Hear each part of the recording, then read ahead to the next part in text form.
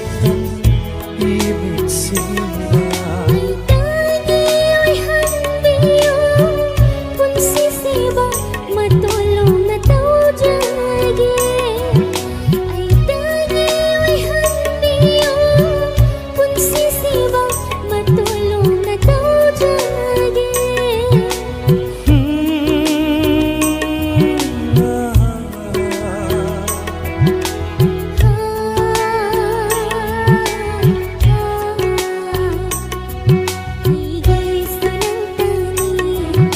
Mapokuding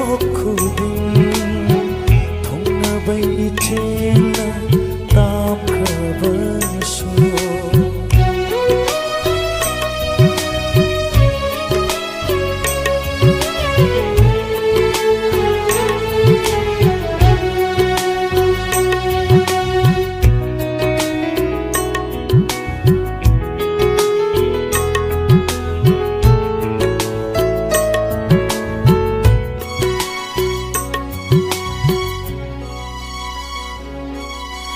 Nanggi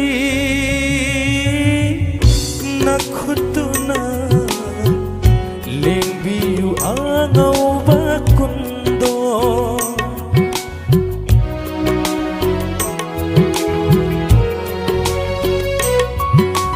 Nanggi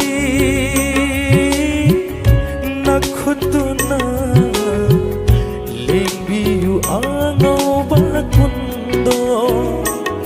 Nungsipan yaw ngay na ba?